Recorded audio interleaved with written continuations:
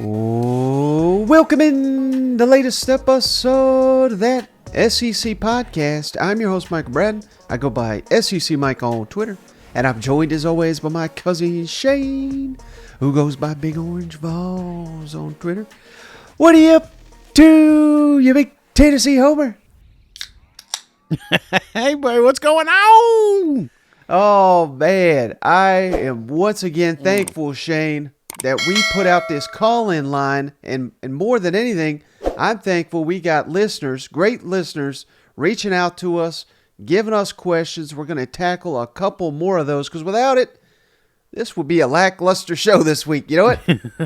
Well, this is part of the reason why we did it, but we didn't expect it to take off quite. I mean, the voicemail box keeps getting full, so it's like we've only got so much room and we got to keep going through them. So Mike's been saving all of them. So if we haven't got to yours yet, just be patient.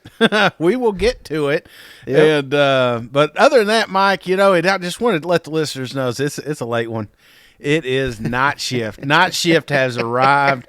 Me and Mike, we've been trying to get together all day long and had to go to this little dinner thing. So I'm about 4 or 5 of these in already. So I hope your editing fingers are ready, Mike, because there's probably going to be some shit you're going to have to cut out tonight. Well, one thing I'm not going to cut out, the call-in line one more time, Shane, for anybody that's missed it, 615-965-5152. It's in the show notes. You'll be prompted with Cousin Shane and I are on the voicemail, so you'll know you've hit the right place. Leave it. Some people don't leave their names.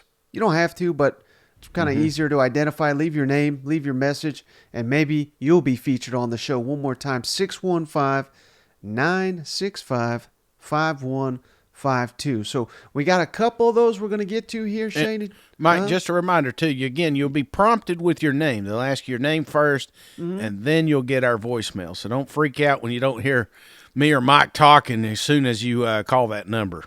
Oh, okay. Yeah, I haven't even gotten that far with it, so I left the voicemail and I left it. That's how it went for me.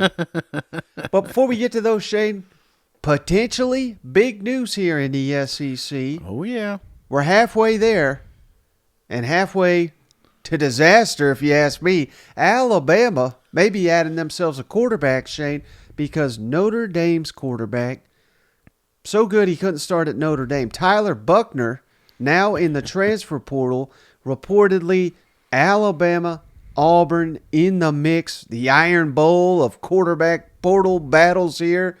Nick Saban versus Hugh Freeze. This is the first time they've gone head-to-head for a quarterback, to my knowledge, Shane, since Hugh Freeze took over down there at Auburn. So many layers to this. Of course, Tommy Rees was the offensive coordinator at Notre Dame. So whatever he's trying to implement at Alabama, you would think this Buchner would have some idea of it. Apparently, Tommy Rees was the guy that discovered this kid. And, I don't know how much that really matters because the way I hear it, Shane, it's not like Tommy Rees is coming down there and telling Nick Saban how it's going to be done. It's more Nick Saban telling Tommy Rees, and Rees having to adjust.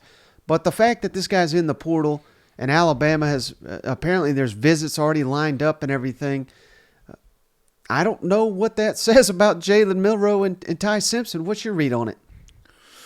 Well, it almost seems too perfect, I mean, that's the first thing hell, we've been talking all week that we don't know if either one of these quarterbacks can lead Alabama to a national championship. And then lo and behold, a quarterback comes out that's tied to an offensive coordinator down there in Alabama. It's like you cannot make this story up. And so part of me thinks like, yeah, it's a done deal. But again, it's not like this kid was a Heisman candidate coming in. He would still, even if he made it down there to Alabama or Auburn, he would still have to fight for his starting job. So I kind of want to turn this back on you, Mike. I don't know how much film study you've done on this kid, but, if he does make it to the SEC, we've got Auburn needing a quarterback. We got Alabama needing a quarterback. That's a rarity in itself, these guys battling over a guy in the transfer portal. But which program would it be a bigger get in your opinion? Man, I would have to think Auburn. Yeah. And here's the deal, Shane. I mean, I did get to see this guy a little bit because he played South Carolina in the bowl game. And if I recall, he threw one, if not two pick sixes. He had 3 touchdowns. He also had 3 interceptions. They won the game, but they kind of won it in spite of him. He lost 2 other starts he had. Ohio State, of course, you could kind of be forgiven. Ohio State was very good. But then the following week, Shane lost to Marshall as Notre Dame's quarterback. Now, again, I have not watched that game. I don't know if it's all on him, but he had 0 touchdowns, 2 interceptions against Marshall. He had 177 yards against Ohio State. I don't know that this is a guy worth adding if you're Alabama, because I think what this is going to do is Jalen Milroe and Ty Simpson are going to sit here. One of them is probably going to leave. And just based on what little knowledge I have of them and him, I mean, I'd rather have those 2 guys, but the fact that this guy jumps in the portal and then immediately Pete Thamel, ESPN, many others saying, watch out for Alabama, again, just continues what we've been saying. They do not have confidence in the quarterbacks they currently have to go all the way, and I'm just not sold that this is the guy that's going to get them there. Yeah, I'm not either. I mean, like I said, it almost seems too perfect, and it wouldn't surprise me if he does make it down there to Tuscaloosa, but I don't think that just locks him into a starting spot and go ahead and crown Alabama. They are missing one piece, and they found him in the portal. Right. I still think that Alabama's looking. It's like maybe this is the best thing that's out there right now, but and I don't like to harp on rumor mill and stuff like that. We talked about the Miami kid and everything, but is there any other quarterbacks you kind of have your eye on here in the off season? Are you hearing anything about potential portal ads, or do we just take what we can get right now? It really is take what you can get, Shane, and the portal's about to close again. So you don't have to be committed by the time the portal closes, but you got to be in it before you can play. And going back one more time to this Buckner, and I'm not trying to slight him. He may be incredible, but you're right. Notre Dame brought in the quarterback from Wake Forest to take his guy's job. So if Notre Dame didn't believe in him, and I know we don't believe in Notre Dame, if he ain't good enough for Notre Dame, how is he good enough for Alabama? I don't know. If I'm an Alabama fan and this is the move we make, I am very hesitant that we can beat LSU, that we can beat Georgia, that we can go back to the college football playoff with the quarterbacks we got. Yeah, it's interesting. I mean, we don't know exactly how this thing's going to play out, but it almost looked like it played itself out here this last in the last 8 hours. I'm surprised he's not down there on campus driving around a Mercedes, or a Charger or whatever Saban's handing out these days. But no, I'm with you, Mike. It's more of a wait and see approach. I'm not going to have the parade just yet, even if they do land this kid. But I all things I'm hearing, he will be playing in the SEC. Don't know exactly which team in Alabama that will be, but I'm sure it'll be one of them. And how about this one real quick, Shane? This is we don't have a clip or anything, but one of the Mizzou writers down there, Matt Stahl, he works for the Columbia Tribune. He I guess he was at some event where Drink was there, speaking, I think, to the boosters or what have you. And he says, just a little nug here. He's in favor of the 9-game SEC schedule, so that they're going to be meeting in Destin here in a couple of weeks to finalize all that. So Missouri, that's a program you don't know exactly, if they favor the 8 or the 9, but the fact that he's saying 9, that's a good indication. Again, I don't think it's Eli making the decision for Missouri, but I also don't think he'd be out there if the university did not back that as well. But more importantly, Shane, he was asked about the quarterbacks. He says, Brady Cook, 100% full go. And he was asked, well, who's your starter? This is quote from Matt Stahl. If we went out there today with the first team, Brady would walk out there and nobody would stop him. So Brady Cook's your QB1, at least right now. Sam Horn, Jake Garcia, the Miami transfer, they may have something to say with that going into fall camp, but I just Well, thought hell, Mizzou fan. Yeah, but it's like yeah, Brady's not sore, but what about that's the one we were wondering about. Is Sam okay? You know, so I don't know if that's part of the reason for the answer here, but I'm true. with you, man. I think right now Cook is the guy, and I don't know. I just got this suspicious that feeling that. That Cook takes that step forward this year in Mizzou. So that's why I'm a little bit higher on him than most people is mainly for that quarterback room. Yeah. All right, Shane, let's kick it over to our call-in line, that SEC hotline we're calling it. Again, the number 615-965-5152. And I had no idea, Shane, there are people in the great country of Canada listening to this show. We got a special shout-out from Paul. Well, we didn't. You did. From Paul and Amelia from Toronto, Canada. This is a quick one, but I had to play this one. Hey, buddy. This is Paul. And Amelia. Calling from Toronto, Canada. We love you, Shane. We love you, Shane. All right, Shane. Shane is loved in Canada. Have you ever been to Canada, Hey, Shane? I love you guys too. Never been to Canada. Have you ever been to Canada, Mike? I have, yeah. It's a nice place. Well, it's funny. My oldest, she was, for the longest time, I said, man, whenever you hit 21, I said, we're going out to Vegas. We're going to go out there. We're going to have a good time. Of course, nobody wants to go with their dad, so I kind of in the back of my mind knew this thing was going to fall apart anyway. Yeah. Well, she goes up with a couple friends to Canada. Well, you don't got to be 21 to gamble in Canada. So her first casino trip was not with me, so I was like, damn it, so the first time she lost some money, first time was up there in Canada. So I'd like to get up there. They always say the Niagara Falls side, if you ever get up there, is best spot. But one of these days, man, me and you got to get up there. We got to find our way up to Canada. Yeah, can we get a game scheduled up there or something, Yeah. Well, I saw what's his name, what's that country singer? He was talking about Banff on Rogan the other day, and hell, I can't remember. If you're listening, you're probably yelling at your radio, but he talked it up and talked it up, and I seen it, so I was like, what the hell's going on up there in Banff? It's absolutely gorgeous, man. I thought the Smoky Mountains were pretty. Golly, them are like, it's like off the Lord of the Rings or something. It just doesn't look real. So maybe one of these days we could get up there and check that out. Yeah, no doubt. All right, how about this one, Shane? Really great question, I thought. Tyler from Olive Branch, Mississippi. What's up, guys? This is Tyler from Olive Branch, Mississippi. My question is, I was wanting y'all's opinion on the soon-to-be 16 SEC programs. Which ones do you think will have a different head coach this time next year? Look forward to your answer. Bye. All right, Shane. So, again, we are including Texas and Oklahoma into this conversation because they will be in the SEC this time next year, or at least weeks away, essentially. Is there a coach? I've actually got two on mine. Do you want me to go first, or would you like to go? No, I'd like to go first because I know they're probably your two. Because when I'm thinking, new coach, you're thinking hot seat typically. Yep. So I don't think there's a lot of hot seats in the SEC, short of somebody just, falling apart,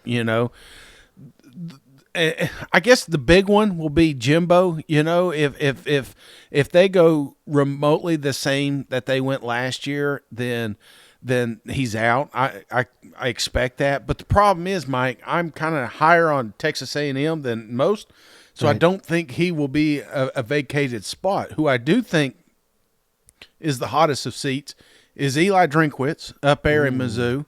And Billy Napier down in Florida. Those are the two jobs I've got my eye on the most, just because, again, Florida has high expectations, and another slow season, which we're expecting them to have, they may not be patient enough to let him stick around. And Drink, he's had some time. He's had some time to build some teams up there. He's got some talent, But again, it's another program that can't afford to fall behind in the SEC, especially recruiting and everything. So those are the two teams I've got my eyes on. Is there another coach that maybe you're thinking of? Oh, yeah. Well, first I will go with Jimbo. That was the top of my list, Shane. Yeah. And this may not be fair, but I think this is reality. Not only does he got to be concerned with how good he does, but he's got to be concerned with how well Texas does. Because just imagine a scenario. I don't think this is far-fetched, Shane. And we don't suck up to Texas around here. But what if they win the Big 12? It's not a great league or anything. But what if they win the Big 12? They win 10 games next year. They got Arch Manning waiting in the wings. I mean, they're going to have a ton of momentum jumping into the SEC. That's going to be bad for Jimbo, particularly if he has, like you said, another down season. I think A&M may be forced to pull the trigger so that they don't fall behind Texas. Now, hey, it was this time last year. It was basically the roles were reversed. Shane Sarkisian was coming off an awful year. Jimbo, this number one class, expectations galore. So it can flip, and it can flip quickly. I certainly think Texas could have a bad year because they always do, and A&M could have a great year, and he's nowhere near the hot seat. So that could happen as well. But the one guy, Shane, that you did not mention that I think is on a hot seat, making that transition to the SEC, Brent Venables at Oklahoma. Yeah. I mean, their standard, I think they won 6 Big 12s in a row, and they went to multiple playoffs, and yet they make the switch. I realize there's a rocky transition, but they were just 6 and 7. That's awful. That's not the standard at Oklahoma, and it's only going to get tougher in the SEC. And I don't want the guy fired. Apparently, he's a great guy, great defensive mind and everything. But if they have another rocky season, I'm pulling the plug, saying, "Hey, we made a mistake. This guy's never been a head coach. He couldn't get it done in the Big 12. Couldn't get it done with one of the most storied programs in college football. We got no faith in this guy when he comes into the meat grinder." I mean, Oklahoma, Shane, they should be able to. We don't care how nice you are, Mike. You got to win when you're in the SEC. Exactly. I don't care. You may be the meanest son of a bitch out there, but as long as you're putting victories under the belt, we're going to keep you around forever. So, but sorry, I didn't mean to interrupt you. I was just thinking, I was just going to say, you would think Oklahoma, there's probably a list of 10 to 15 guys out there, best coaches in the country. They can get one of them. Yeah. And they hired Brent Venables. And again, he may be awesome. He may be, but he's unproven. This is his second year ever. And if he struggles as bad as they did last year, I'm yanking that thing. I'm gonna flip it up a little bit on you, Mike. We're talking all about the bad and the hot seats and things like that. Yeah. Let's flip it up a little bit. Which coach could get promoted? Which coach could find themselves at a different university? Maybe a dream job situation pops up. Maybe a great season. You know what I'm saying? Just had a hell of a season. I hate to do it, but hey, you set it up, so I'll knock him down, Shane. Same situation. Brent Venables fired. You already know who the first call is going to be, Mr. Josh Heupel up there at Tennessee. So apparently he's got no relationship with Oklahoma, so I don't think he's sitting around just waiting for that phone call or anything. But if Tennessee has another 10, 11 win season, he will be the first call. Not saying he'd take it, but that is certainly one. And, of course, you got to throw Lane Kiffin into that mix. I know he just signed an extension, but this is going to be an annual thing, man, particularly if Florida struggles. Let's say the Florida and Oklahoma jobs open up, which this is very far-fetched. I get it. But Lane Kiffin is going to be on that short list for both of those. You know what I mean? That's right, man. Or what about Stoops? He's another name that keeps floating around, and if they find themselves in a 10-11 win season, that's another name that will be on a short list. Yeah, particularly, Shane, if Iowa fires their coach, and I have no idea if they would, but he's an Iowa guy. I think that may be his dream school. You know what? Oh, man. Well, nobody's leaving Kentucky for Iowa. Jeez, I'm nothing against it or anything like that. I know there's probably some Iowa people on here, but I mean, come on. Kentucky, Iowa, they're not the same. I'm not saying it's my dream, Shade. I think I have heard that before. Right. I think that's the only one he would want to leave for. No, yeah, I'd like to see that. I mean, I don't want to see it, but I mean, that would be interesting. A coach, a successful Kentucky coach, leaving for Iowa. I think that's a good spot to land on your way out. Like if they finally had enough of Mark and they said, "Hey, we got to move on," I think then he's like, "All right, I'm going to Iowa." You know, I could see that scenario. All right, how about next on the line here? We got Ron from Oakland. Man, we got to shout out Ron. He's calling us like every day. So we had to get a Ron question in here. And he is not understanding all the respect thrown KJ Jefferson's way. Let's kick it over to Ron from Oakland. Hello, Mike, Shane. This is Ron from Oakland. Big fan of the show. I caught you all at the end of the summer last year. I started following you all. And as I'm doing these projects, instead of listening to music, I really enjoy listening to your podcast in the afternoons here in California. I just want to start off. I'm going to give you all the call more frequently, give you all some content, something to argue with. But the first start I'm going to go with is this lunatic assumption that KJ Jefferson is the best quarterback in the SEC. He's not even a good quarterback. I don't even consider him top 5 in the SEC. So there's no really good quarterbacks this year, but you can't show me 3 games against high-level defenses where KJ Jefferson looks like a great quarterback. So I want to get you all out. I know you guys are in Tennessee and you're neighboring Arkansas, and those are your cousins over there, and you've been over there hanging out since you were little kids, and, you know, y'all were both losers at the same time, and only one national championship in football between both schools. So y'all had the hatred of Alabama and Florida and all this, and now it's Georgia. But let's stick to the line here. KJ Jefferson is not that good of a quarterback, and Arkansas is not winning no more than 6-7 games. I got them going 5-7. So I'm sticking with that. That's the arguing point, but I'm going to keep continuing this phone call. I'm glad that you all have this number, because I am tired of typing my complaints in the comment section. I want you to hear my voice for now. I want you to hear that I am tired of this Josh Pate level of optimism. You guys are like supporting Mario Cristobal as a good coach or something. It's crazy what I'm hearing. Now, in the South Carolina love that you all are giving, let's slow that down a little bit. Let's slow it down a little bit. So, great show. Great content, great interview, especially the Paul Feinbaum interview. I love that one. You guys are doing a great job. Thank you, Shane. Shane, you're hella funny. And I just want to let you know I love you guys. Have a great day. Have a great weekend. All right, Shane, not only is KJ no good, every SEC quarterback no good, according to Ron. And that just makes me think Ron is a hater. No, I mean, we appreciate the question, but you can't say everyone's bad. You know what I mean? I believe he's a Florida guy, so I think he's just really saying, well, if Florida quarterback's not good, then none of them's good. That's kind of my read on the situation. But I don't get these people, Shane. I mean, I guess KJ Jefferson is maybe he's not your prototypical passer. I don't know what it is. He does get a ton of hate, Shane. But how about this? He only played 11 games last year because he was dinged up.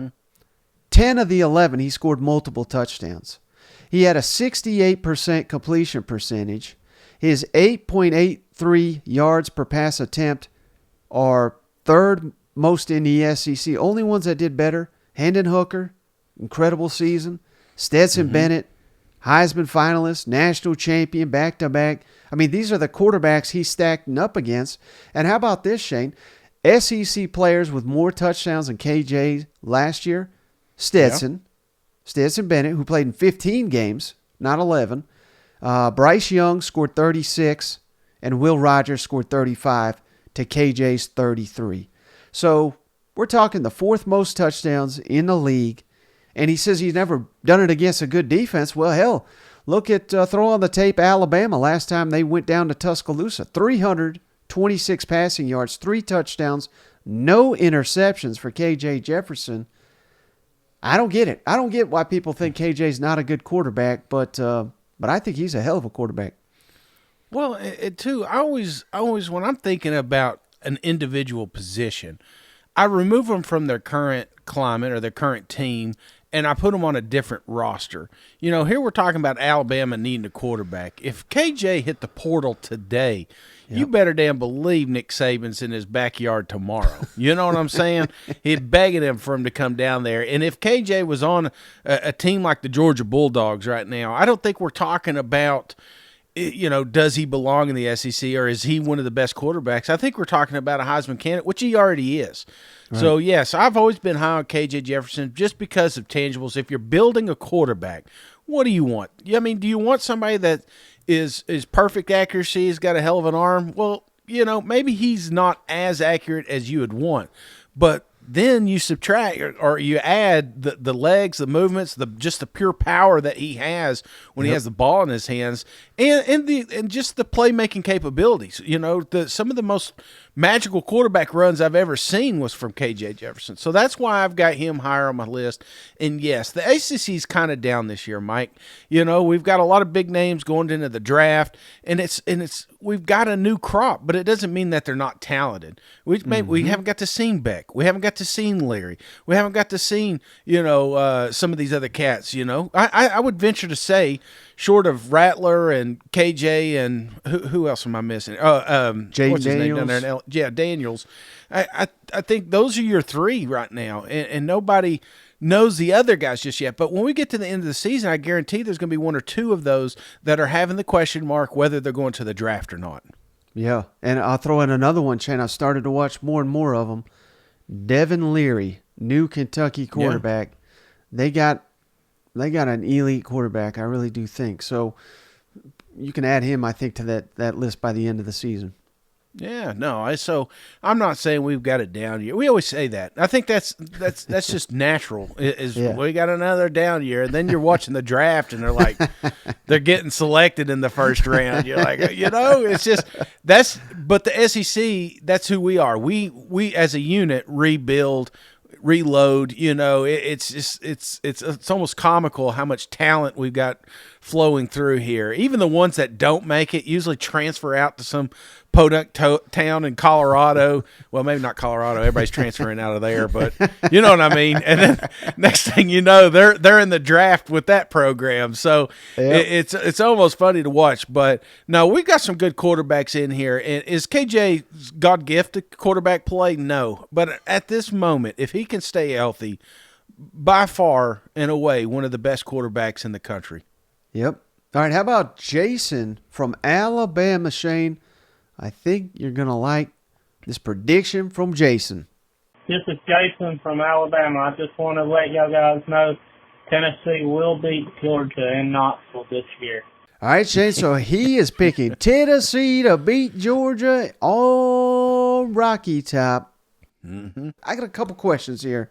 First of all, do you agree with them? And you can hold off for a second. But also, thanks for the question, Jason, but I wish, he said he's from Alabama. There are Tennessee fans in Alabama. There's probably quite a few, actually. But I'm curious to know if Jason is a Tennessee fan living down there, or if these Alabama fans, Shane, have hit such a point where they're like, I'll tell you where Georgia's going to lose next year so we can catch back up to them. I'd be kind of curious to know that. But what's your thoughts? Maybe, you're not making an outright prediction, but could you see Tennessee pulling off what would be an upset, it looks like to us?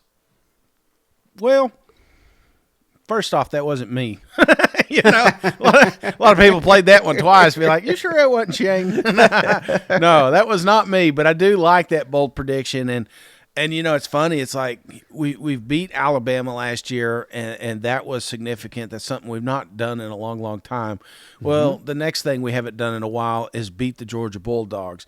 Is it possible? It definitely helps that it's at home. But obviously there's a couple of huge factors. One, health. Is Tennessee healthy? Is Georgia healthy? Is Milton playing lights out? Have we made a quarterback switch by this time? Have we locked up that position? So it's tough, man, because I think our best shot for Georgia was last year. But, again, maybe that's a good thing, overlooking Tennessee a little bit. And you know, it's not easy to do because I guarantee they'll be a top 10, top 20 team when you play them. And Kirby's going to find a lot of juice to get those boys pumped up in the locker room. But, yeah, it may be one of those not trap games, but something that Georgia's just overlooking, that they're going to run through this schedule. So I think that's part of it. It's a new team down there. Yeah. And if Georgia doesn't lock in, they're young, super talented. But sometimes those young kids, they get to wondering, you know, they get to thinking about this game and the NIL deals and all that stuff, and maybe they don't practice as hard, and then it comes back and bite them. It almost did in Missouri last year. So that's, I think, what we would need to beat Georgia. But if they're all locked in, man, that's going to be a tough damn game, man. Yeah, and I make a vow now to Dog Nation, Shane, after. Remember, I was the one that predicted they'd lose at South Carolina, and they still to this day remind me of that. I'm not picking them to lose another damn game. You know what? Because I don't want to have to hear it for the next 12 months. Georgia's going undefeated, so yeah, you're not going to catch me making this prediction. But it almost feels like, Shane, when a program is at this high a level, it's not even the games that you circle as toss-ups, because those are the ones they seem to get locked in the most. It's a road trip to Missouri.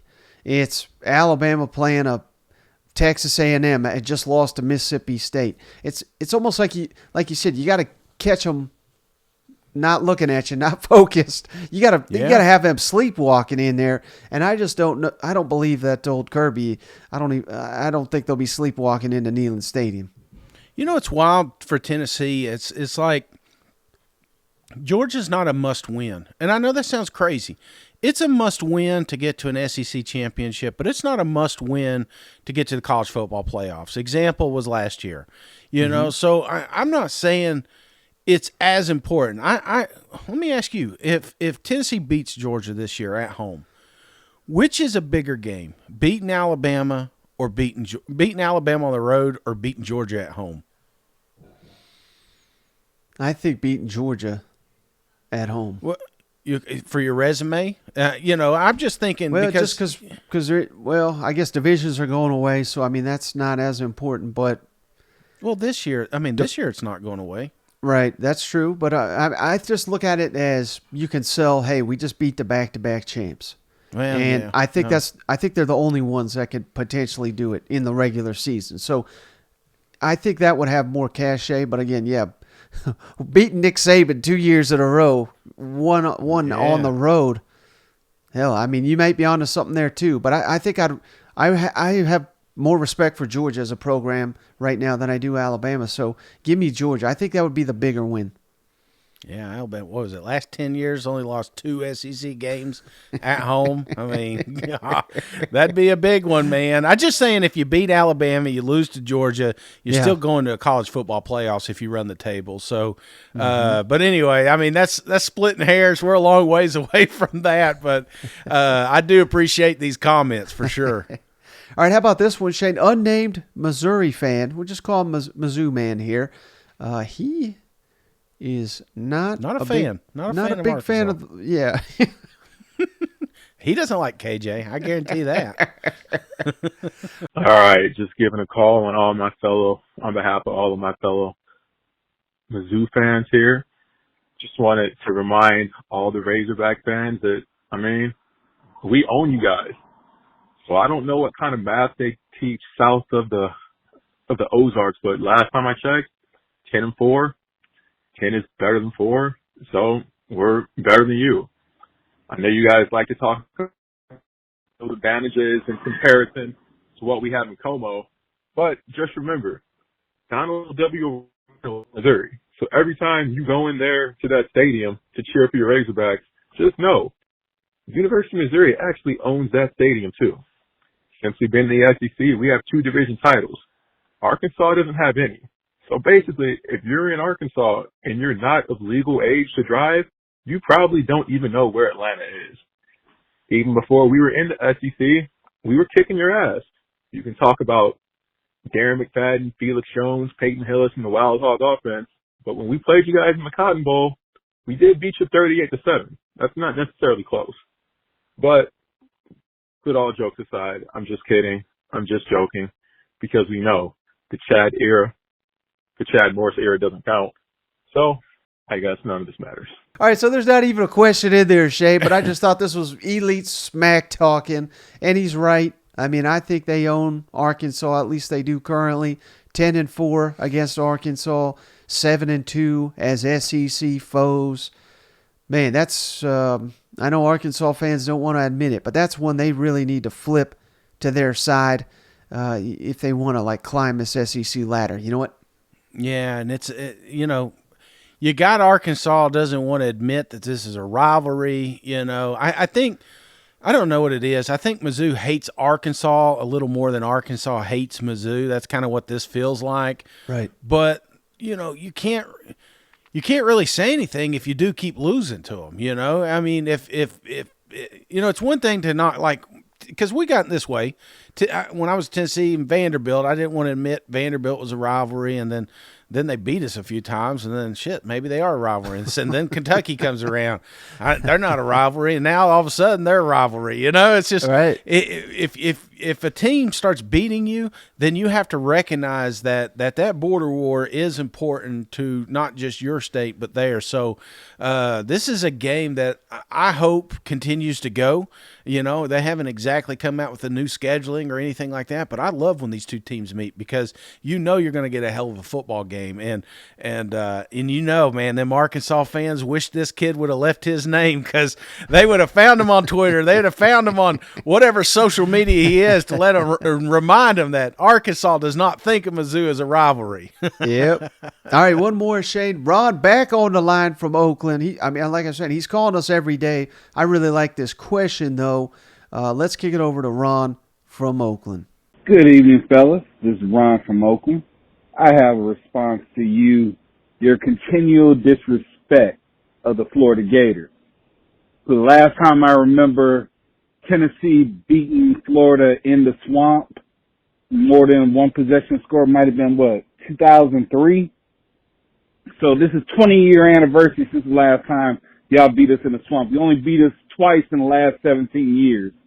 And the continual disrespect that you all bring to us, I'm going to bring some knowledge to you to understand that what you saw in year one will be nothing like you see in year 2, 3, 4, 5, 6, 7, 8, 9, 10 from Billy Napier at the University of Florida. So we're going to give you some calls. We're going to correct you on your misunderstanding of what building a program from scratch looks like. Because it's funny how y'all want to trash Billy, but Tennessee, Auburn, South Carolina, and so many other schools were trying to hire Billy before they hired your current coach. So talk to me, baby.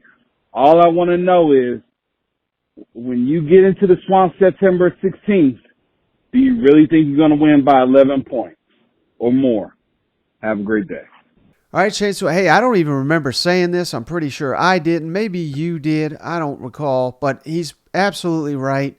Tennessee has not beaten Florida by double digits in the swamp since 2003. Tennessee won 24-10 thanks to Ron Zook. I wish he was a Florida's coach again, I'll tell you that. And he's also right. Hell, Tennessee would have hired Billy Napier in years past if they could have got him, but I don't believe they could. So back to what Ron is asking us here, Shane. What's your confidence level that Tennessee can go into the swamp and win by, I think he said 11 or more points? Let's see. 79%. Remember that? I remember that. I can't remember and I'm going to back this up because you guys need to know where I'm coming from. There was a thing I saw online, and they were talking about the SEC worst teams that year, and they had them listed each year. Of course, Tennessee was on there, 2017. So, yep. Lyle Jones, that was your fault. But so was the Florida Gators back in 1979. And I said, it feels like 79 because I think right now, man, and it's nothing. I'm not piling onto the Florida Gators or anything like that. But the thing that they're really good at, we're even better at. I think don't get me wrong, their defense I think is going to be much improved. Unless they start locking people down, they're going to have a tough time with the Tennessee Vols. I think about them coming up last year into Neyland. It became somewhat of a shootout, but they don't have that. At this moment, now it's April, you know what I'm saying? We're several months away, but I don't see the Florida Gators able to step up and continue any type of shootout right now. So if Tennessee does get up a couple scores, which they're more than capable of doing, it's going to be extremely hard for the Florida Gators to keep up. So for this to be a close game or even a loss, the defense is going to have to shut the Tennessee Vols down and keep away. Just ground and pound. Play that Billy Napier offense, but we're talking about ifs and buts, and if it were candies and nuts, we'd all have a wonderful Christmas. So right now, I got the Vols winning by double digits in the Swamp. All right, man, after all this grief you've been giving me about my Gator comments, you're going to sit here and say that. You baiting. You've been saving this, Mike. You wanted to get me back. You're like, how can I get him back? Yeah. I'll go complete opposite with you, Shane. I mean, I think this is a 50-50 ball game, given the history, given that it's in the Swamp. Mm-hmm. There is an opportunity. There'll be two. All they got to do is beat Utah. They're going to be 2-0 in this game. Yeah. Which, I mean, easier said than just sit here. Easier said than done, but could happen. Yeah, I mean, I think, like I said, I think that's a 50-50 ball game. I think that's the biggest game on Tennessee's schedule right now. Because if they lose to Florida, which is looking like in the middle of a rebuild, I don't think there's any shot in hell they're beating A&M or Alabama or Georgia and hell, maybe even South Carolina and Kentucky. I mean, I think they're going to be in for a rough year potentially if they cannot beat the Florida Gators that have so many questions. So I think there's going to be pressure on Tennessee. This will be the first road test for Joe Milton. I don't know. This is a dangerous game, my friend. So anytime Tennessee has got confidence going into this Florida game, we know exactly how that shapes out. I would rather, predict a 1-point win than an 11-point win. So I have zero confidence. Maybe 1% confidence that Tennessee could do something like that. The Gator fans should be happy with my confidence because I've been confident that we're going to beat them every year since I was born. You know what I'm saying? And to give you just an inside scoop here, in the last 17 matches, we've only won 2 of those. So I mean, who cares that Big Orange Vols is confident? Of course he's going to be confident coming in this thing. Yeah. But then how many times have I left that damn place crying, because we lost to them again. So Florida Gators are absolutely on cloud nine. You're right, man. As much as I want to pretend this won't be a ball game, it is. It always is. It's always tough. It doesn't matter who's on the field. And that's why it scares the Tennessee Vol fans so much. They're going to act – a lot of them are going to act big and bad. And, we got Josh Heupel now and this fast, high-octane offense. But how many of you were just praying to God that they didn't complete a Hail Mary at the end last year? Right. One of the worst Florida teams to ever come out of Gainesville. We almost lost to. So why is that going to be any different this year that we've got Joe Milton at quarterback? So, no, I'm confident, but like I said, I've been confident every year since I was born. All right, brother, that's going to do it for this episode of the show. You got anything before we hop off the line?